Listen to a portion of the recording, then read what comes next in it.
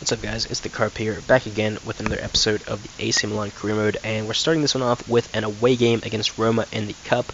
I think it was last episode, or whenever we played the game, I said it was, we had already won. I didn't realize it was two-legged, so we played the home game. We won the home game 1-0, which is a good result at home in a two-leg match. So we're the favorites going into this. That's the team I'm going to start with. There's a couple players tired, and we've got a game right after this. I'm going to give a lot of players a game this time around that haven't played a lot. Kuchka's been out of the squad for a while. Mastor's in there. We've got Gomez and Zapata at the back. Abate's back in because at this point he's not a starter. And I'm actually trying with the false 9 formation. I've got Fernandez in there because Dzeko just has not been cutting it, and Coltrone isn't the best player either. So I'm trying the false 9. We'll see how it works out. If Fernandez gets a goal in this game, I'm definitely going to play him in the next one in the false 9. But we'll just have to wait and see what happens in this one first. And still 0-0 so far. Okay, so Toddy's made it 1-0. Kuchka has scored, though, so that means we've got the away goal, which I'm pretty sure is going to matter. It should do anyways. Again, I'm not the most up-to-date on Italian football, but they made it 2-1. We do have the away goal, though. El Shaarawy missed a penalty just before that, and I believe we are through the next round after that penalty miss. It would have been 3-1, assuming Florenzi still scored. Are we through the next round, or the final even, though? We should be. Yes, okay, so and it's going to be against Inter Milan, who are probably going to win the league, actually, even ahead of Juventus. And we do play them, the game after next as well. So, very interesting. We're going to be playing them away, and although it's technically at home still, and then also at the end of the season in the Cup. So, okay, so youth players terminated his contract, whatever. Okay, you do you. If you don't want to be in this part of this glorious club, you can leave. Anyways, we have what? What do you want? I'm on track to complete that. I don't know why the board's annoying me about it. We are over the wage bill that they set for it, and not the wage bill, like they wanted us to keep the wage growth under 10%, which we didn't manage to do. But whatever. I forget who scored last match. I don't think it was Fernandez. Although I have no idea who scored. Anyways, we're going to start with this lineup for the next game, minus Paletta there because he's injured. We actually got a lot of tired players right now. Do we have a reserve player that could play? We do. Okay, so I'm going to give this guy a go. Actually, I'm just going to play Ellie. There we go. Much higher rated. Hasn't played that much this season. Probably going to get sold next season, but whatever. He can get a game for this. He can get a game right now. Do I want to start Niang, though? Niang, I think, is almost back from injury. At least he was. He's still got a slight knock. I'm gonna leave him on the reserves because I want him to be fully fit. He's been injured 3 times this season for 6 weeks, 7 weeks, and 8 weeks. So I don't want him out for another game or for another spell. So I'm gonna leave him out for this one. Hopefully he won't get injured after this as well, because it's really getting tiring, these injuries. So yeah, Palermo at home should be an easy win. They're in bad form, 2 draws and a loss in the last 3 games. They're playing a midfielder at right back, so hopefully we can pick up the win here. And Delafeu has scored very early on, and he's actually had a pretty decent season for us. At another goal. It seems like when he scores once, he scores twice. That's his 3rd brace of the season, and that's a hat trick. Okay, so he's got his first hat trick. Jesus Christ, Delafeu. Oh my God, Delafeu. They have families. That's 5-0, and Delafeu has scored all 5. Isco makes it 6, and that is just ridiculous. Where did that come from? Fucking hell. We lost to Roma 2-1 in the last match after being on pretty shaky form before that, and then just 6-0 out of nowhere. Delafeu with 5 goals, and it's really bittersweet because he's gonna be leaving us at the end of the season. I could try re-signing him, but he's loaned here, so he's leaving at the end of the season. He's probably going to be expensive, so that's wow. Our only player that's scoring loads of goals at this point in the season is a loan player. How about that? I'm glad I didn't terminate his loan though. I did think about it early on in the season, and Isco, he wanted to start. Of course, I was going to let him start. He scored. That's the second time that him and Deulofeu have scored in the same match this season. So that decent Spanish connection maybe having something to do with it. Who knows? I'm sure a couple of players got assists there. Diego could have been one of them. I think he had 7 assists last time I checked.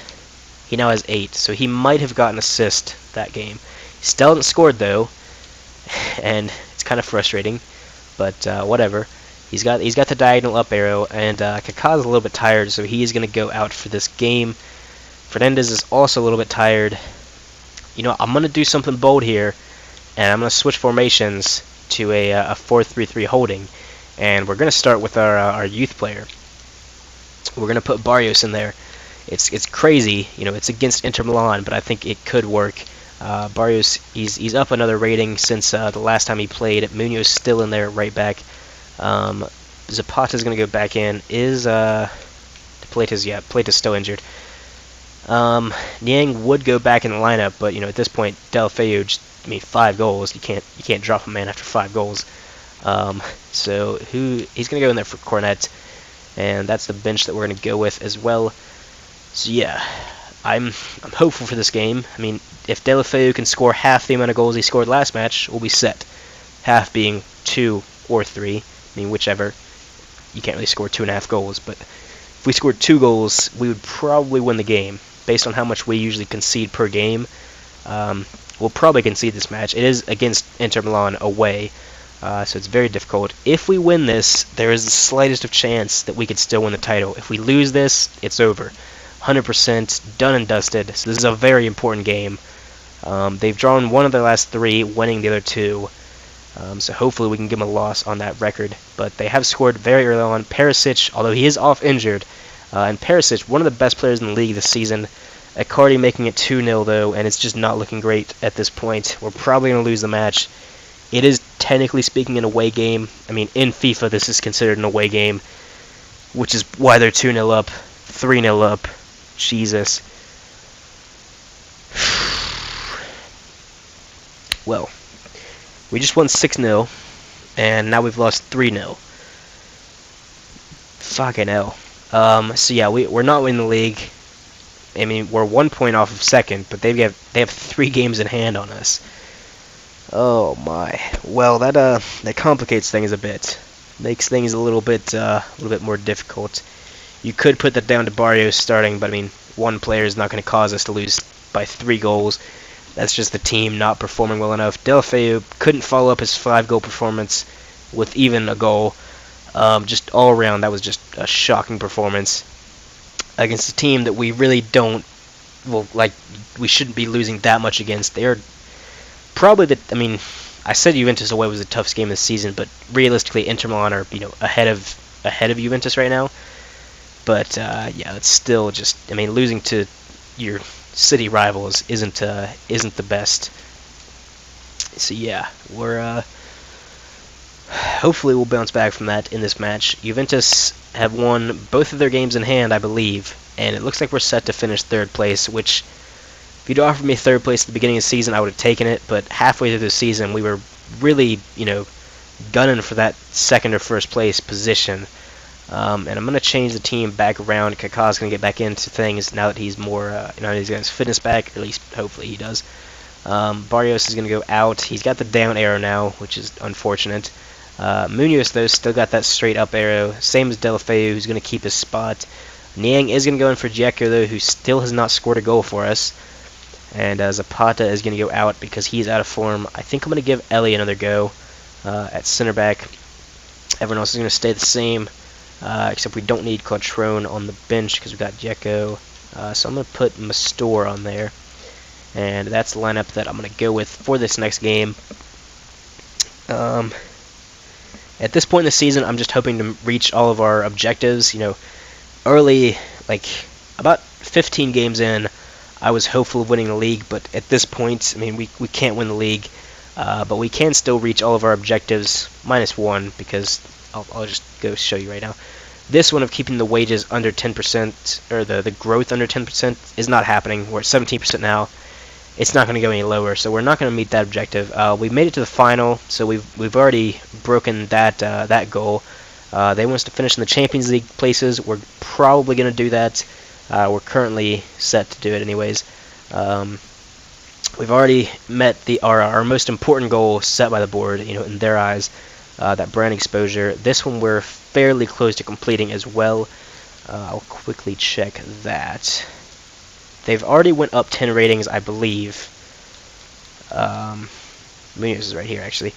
Okay, so he's went up 8 ratings. By the end of the season, he should have gone up 10 ratings, and he's played 5 games. He needs to play 10 by the end of the season to meet that objective, and we need 2 players to do that. So our other one is going to be Barrios, who has played 6 games. He's in bad form though, so it's a little bit worrying. He's got a goal though in those 6 games. I mean, so he's doing better than all of our strikers, minus Niang.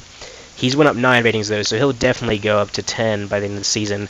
So we just need to play him in 4 more games, and then play Munoz in 4 more games, and then we've reached that objective.